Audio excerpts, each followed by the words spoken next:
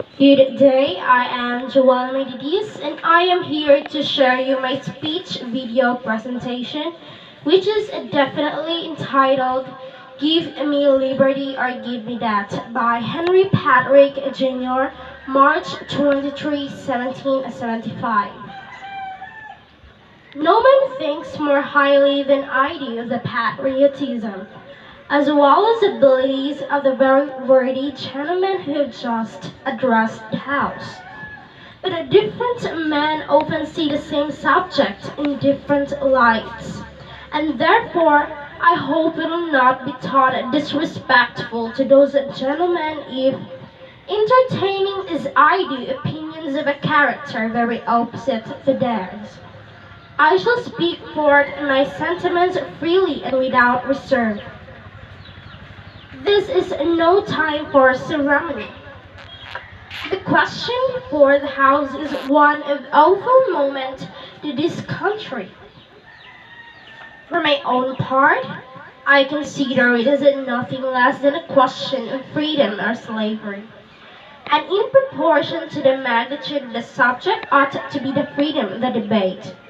It is only in this way that we can hope to arrive at truth and fulfill the great responsibility which we hold to God and our country. Should I keep back my opinions at such a time, through fear of giving offense, I should consider myself as guilty of treasons toward my country, and of an act of disloyalty toward the majesty of heaven, which I revere above all earthly kings. Mr. President, it is natural to man to indulge in the illusions of hope. We are apt to shut our eyes against a painful truth and listen to the song of that siren till she transforms us into beasts. Is this the part of wise men engaged in a great and arduous struggle for liberty?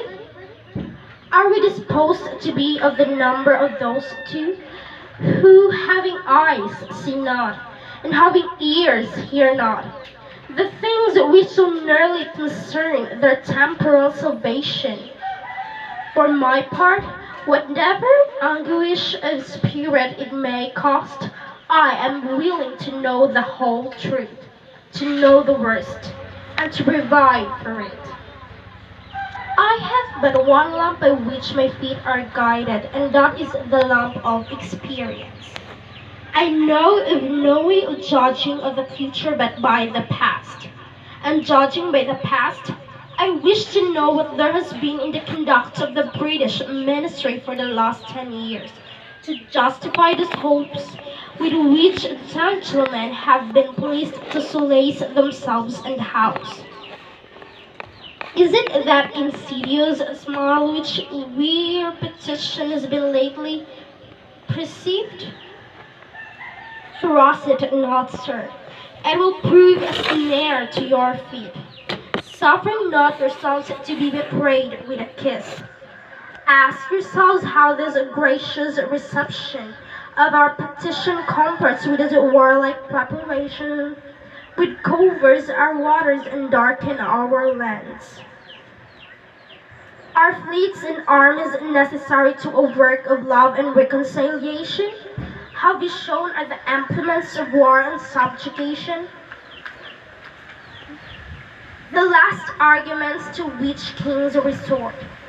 I ask a gentleman, sir, what means this martial array, if its purpose be not to force us to submission? Can gentlemen assign any other possible motive for it? Has Great Britain any enemy in this quarter of the world to call for all this accumulation of navies and armies? No, sir, she has none. They are meant for us, they can be meant for no other. They are sent over to bind and drive it upon us those chains which the British ministry have been so long forging. And what have we opposed to them? Shall we try argument? Sir, we have been trying that for the last 10 years. Have we anything new to offer upon the subject? Nothing. We have held the subject up in every light of which it is capable. But it is exhausted. Let us not, I beseech you, sir, deceive ourselves. Sir, we have done everything that could be done to avert the storm which is now coming on. We have petitioned, we have remonstrated, we have supplicated, we have prostrated ourselves before the throne and have implored its interposition to arrest the tyrannical hands of the ministry and the parliament. Our petitions have been slighted, our remonstrances have produced additional violence and insult.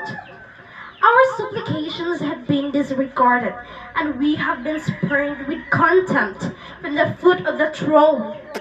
In vain, after the festings, may we indulge the fond hope of peace and reconciliation. There is no longer any room for hope. If we wish to be free, if we mean to preserve inviolate those inestimable privileges for which we have been so long contending, if we mean not basely to abandon the noble struggle in which we have been so long engaged, and which we have pledged ourselves never to abandon until the glorious object of our contest shall be obtained, we must fight. I repeat, sir, we must fight. An appeal to arms and to the God of hosts is all that is left us. They tell us, sir, that we are weak, unable to cope with so formidable an adversary. But when shall we be stronger? Will it be the next week or the next year? Will it be when we are totally disarmed? And when a British guard shall be stationed in every house? Shall we gather strength by irresolution and inaction?